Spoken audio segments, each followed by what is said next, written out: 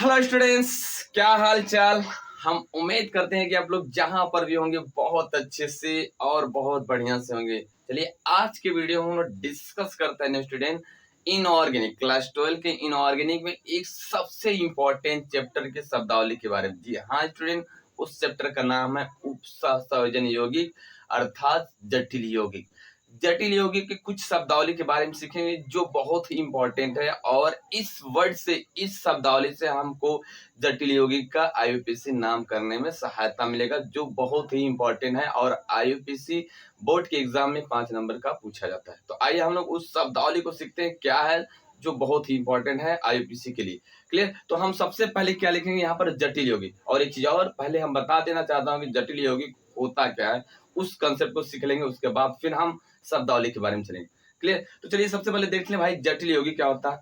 यानी वह योगात्मक यौगिक, देखो जटिल यौगिक का सिंपल सा डेफिनेशन है, बहुत ज्यादा कुछ उसमें कॉम्प्लेक्स नहीं, बट नाम कॉम्प्लेक्स है लेकिन इसका डेफिनेशन बहुत सिंपल तरीका से बताया जाएगा।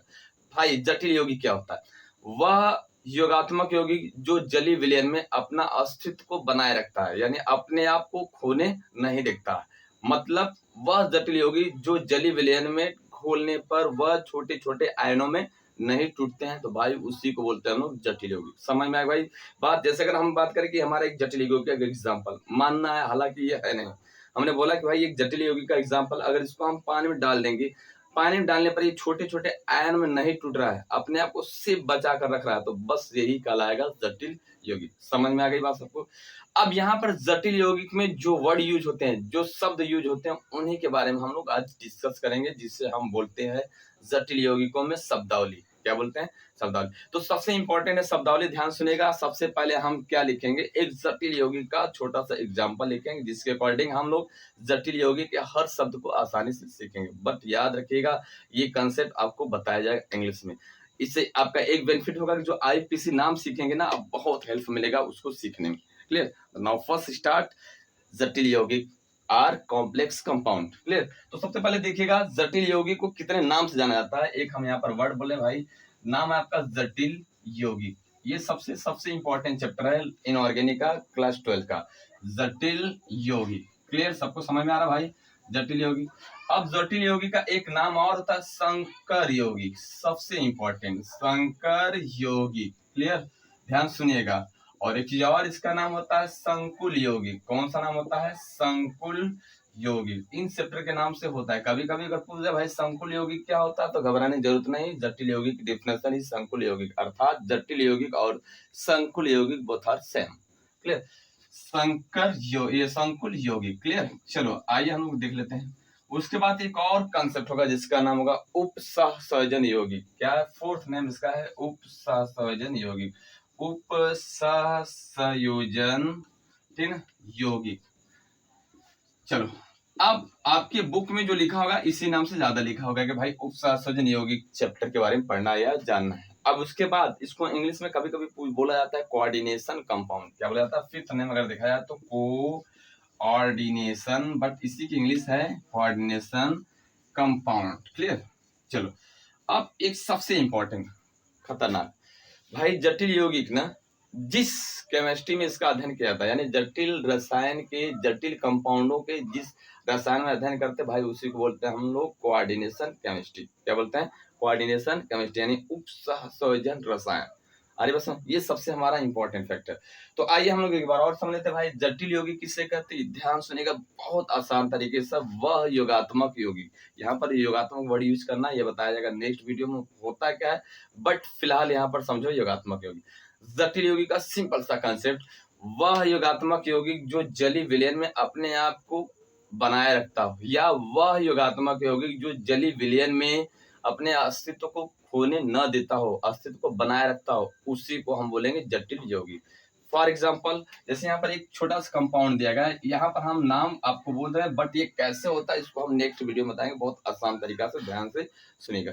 चलिए, यहाँ पर लिखा गया भाई क्या, एक C4, और यहाँ पर क्या लिखा गया है, Fe, और यहाँ पर छोटे बॉक्स में Cl लिखा गया है। क्लियर। और ये 6 है, और इसके बाद इसका नाम देख लो। नाम बहुत आसान है, ये कैसे सिखाया जाएगा उसको हम नेक्स्ट वीडियो में बताएंगे, बट यहाँ पर देख लो फिलहाल नाम क्या हो जाएगा, potassium hexa cyanoferrate second. Potassium hexacyanoferrate second, इसका आईपीसी नाम होगा। ये चीज कैसे सिखाया जाएगा इस शब्दावली के बाद हम लोग नेक्स्ट वीडियो में सीखेंगे। अभी यहाँ पर स्टार्टिंग किया जा रहा है, इंट्रोडक्शन कॉम्प्लेक्स कंपाउंड के हैं, यानी इंट्रोडक्शन अभी चल रहा है जटिल यौगिक की। क्लियर, समझ में आ रही बात? चलो अब इतना किसी को दिक्कत, चलो इसका ले लो स्क्रीनशॉट, उसके बाद हम आगे चलते हैं।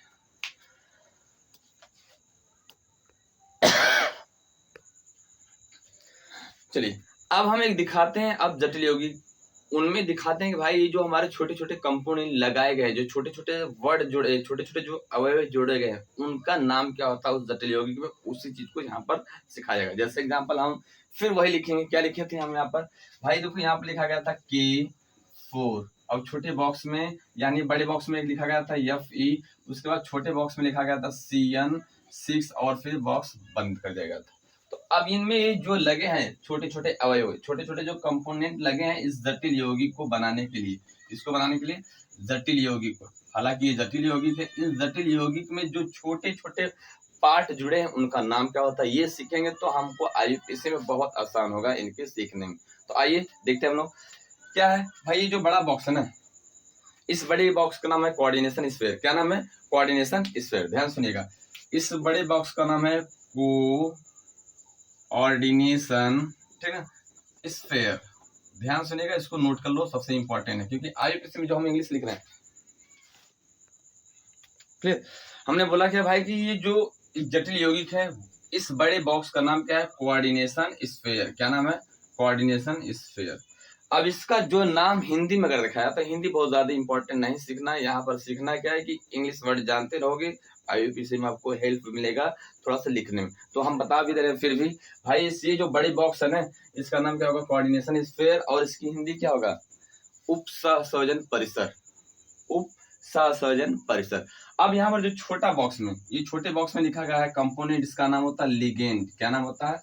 लिगेंड, और इसकी हिंदी होती है सहलग्नी। क्या होती है? सहलग्नी। यानी लिगेंड को हम हिंदी में लिगेंड भी बोलते हैं, और इसकी शुद्ध हिंदी होती है सहलग्नी। क्लियर, सहलग्नी मतलब साथ लगने वाले समूह। ठीक, चलो अब नेक्स्ट अगर हम बात करिए, जो हमारा छोटे बॉक्स के बगल में दिया गया है मेटल, याद रखिएगा वो बगल में जो मेटल दिया जाएगा ऑलरेडी वो डी ब्लॉक का ही होगा।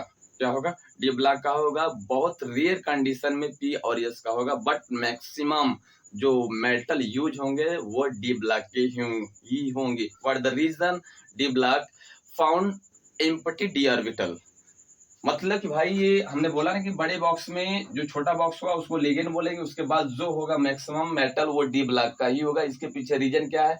ये जटिल यौगिक का फॉर्मेशन करते हैं, और रीजन क्या है कि इनके पास रिक्त डी कक्षक पाया जाता है। क्लियर, इसलिए जटिल यौगिक में पाए जाते हैं मैक्सिमम। एस ब्लॉक और पी ब्लॉक के कुछ मेटल होंगे, बहुत रेयर कंडीशन में होंगे।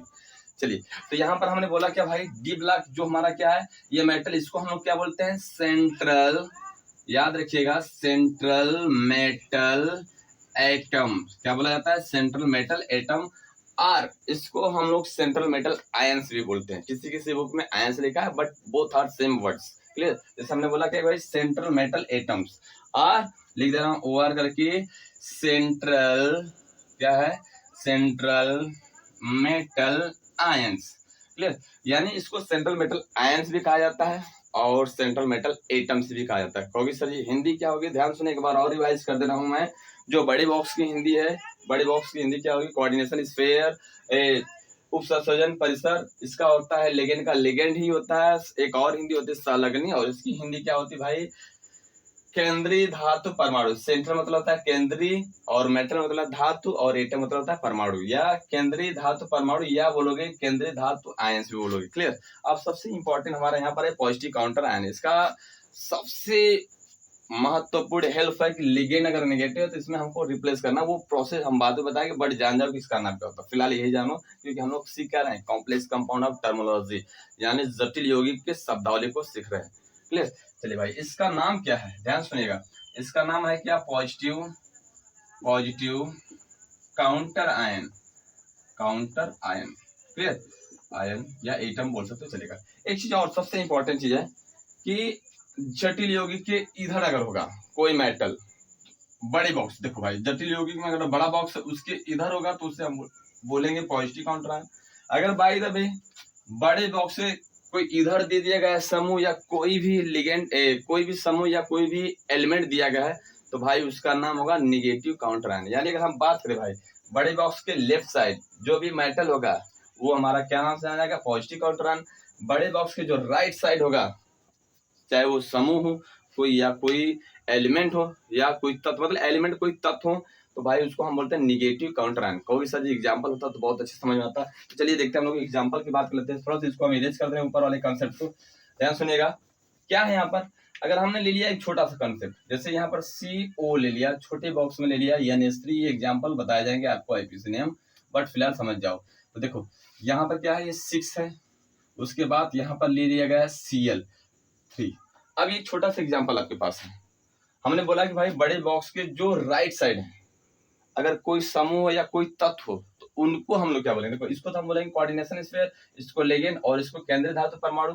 बट इसको क्या बोलेंगे भाई, इसका नाम तब होगा क्योंकि इधर है नहीं कोई पॉजिटिव है नहीं, इसका नाम क्या हो जाएगा, निगेटिव, क्या हो जाएगा, निगेटिव काउंटर आयन। क्या हो जाएगा, निगेटिव काउंटर आयंस। क्लियर, ये है टर्मोलॉजी ऑफ जटिल terminology of complex compound, very most important for the IUPAC name और आईयूपीएसी नॉमेनक्लेचर। क्लियर, तो ये हमारा क्या है, कुछ शब्दावली है। अब हम इसके बाद नेक्स्ट वीडियो में लेंगे कैसे ये कंसेप्ट को आगे बताया जाएगा जो आईयूपीएसी के बहुत ही इंपॉर्टेंट है, ध्यान सुनिएगा।